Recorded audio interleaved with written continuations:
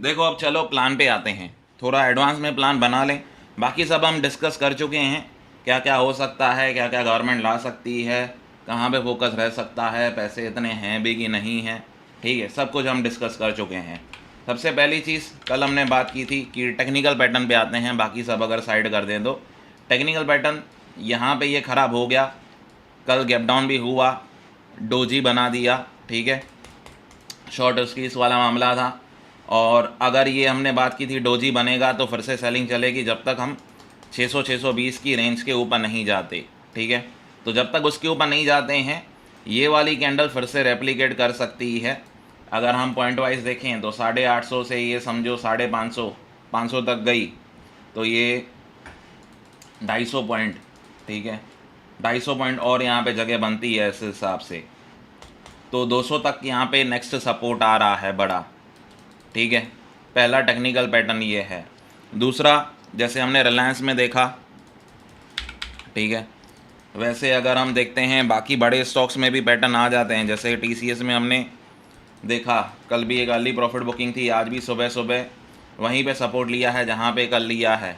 ठीक है, तो ये बड़े स्टॉक्स पे नज़र रहेगी। रिलायंस है, टीसीएस है, एचडीएफसी बैंक है, ये अगर अपनी रेंज तोड़ देते हैं, रिलायंस ने तो खैर कल ही तोड़ दी थी, तो हम यहाँ पे देखेंगे वो टारगेट्स जो बॉटम का सपोर्ट है वो आ सकता है।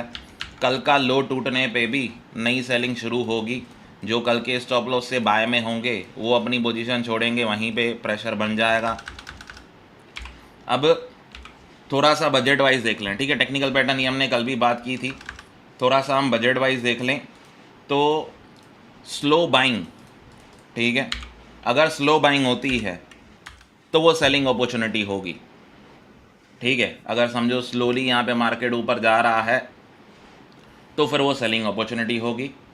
अगर कल का लो हम तोड़ देते हैं फास्ट सेलिंग से तो भी सेलिंग ही अपॉर्चुनिटी बनेगी, ब्रेकडाउन हो जाएगा। टेक्निकल पैटर्न ऑलरेडी ख़राब है। ठीक है, रिलायंस का पार्टिसिपेशन बहुत अच्छा है, अभी भी फिर से डे लो लगाया है।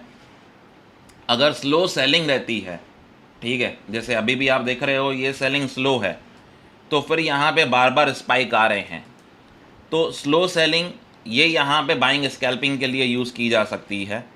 ठीक है, again slow buying selling opportunity है, वो पॉइंट ऑन द स्पॉट हम देख लेंगे। लेकिन अगर स्लो बाइंग होती है, जैसे ही कोई भी रिजेक्शन लगा सेलिंग अपॉर्चुनिटी, कल का लो टूटा तो सेलिंग अपॉर्चुनिटी।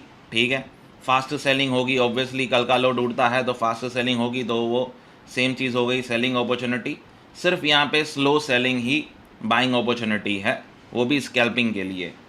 ओके, तो अभी के लिए हम जैसे देख रहे हैं इस जगह पे भी स्लो हुआ, क्विकली यहाँ पे जो है यहाँ से यहाँ तक क्विकली बाउंस आ गया 40 पॉइंट का। यहाँ से आप यहाँ तक देखोगे 50-60 पॉइंट का क्विकली यहाँ पे बाउंस भी हो गया, तो ये स्लो सेलिंग थी। तो स्लो सेलिंग आपका एक रिवर्सल क्विक आता है, अभी हमने रिसेंटली देखा है काफ़ी बारी। तो ये 3 तरीके से अभी के लिए आप प्लान कर सकते हो ट्रेड। हाँ, है जो होल्ड रखना है, ग्रेजुअली मैंने बोला भी हुआ है, बुक करते रहो, फिर से पोजीशन बनाते हो तो नेक्स्ट कॉन्ट्रैक्ट में करना। बाइंग हम देखो बड़ी वाली करेंगे तो 600-620 के ऊपर ही करेंगे, उसके पहले ये वाला तो अभी तक नॉर्मल मूवमेंट ही है। देखो slow buying can reverse any time. Okay, ये बाइंग काफ़ी सारे लोगों को फास्ट लग रही थी, बट उसका भी क्राइटेरिया मैंने आपको बता दिया। 50 पॉइंट से बड़ी कैंडल आती है, 70-80 पॉइंट से बड़ी, तो फिर वो आपके लिए एक अपॉर्चुनिटी रहेगी। और 600-620 के ऊपर ही हम बाइंग करेंगे, उसके पहले नहीं। वाह, सेलिंग देखो, ये है रियल सेलिंग, बहुत बड़ी कैंडल 150 पॉइंट की। ठीक है, भयंकर। लेकिन साथ साथ में विक्स भी गिर रहा है, ये थोड़ा अलग पॉइंट है। ठीक है, एडवांस में पूरे प्लान दे दिए हैं, एग्जीक्यूशन इंडिविजुअल बेसिस पे होगा। फिर से चलो काफ़ी बड़ी कैंडल आई है, प्रीवियस कैंडल जितनी ही तगड़ी, पार्टिसिपेशन भी बहुत अच्छा। अगर कल का लो टूटता है तो फिर प्रॉफिट बुकिंग ही प्रॉफिट बुकिंग है। चलो, लो टूटा, कल का लो टूटा 24,380, वो टूटा है, आने दो। बहुत ज़्यादा स्टॉक यहाँ पे नीचे हैं, स्पीड देखो आप।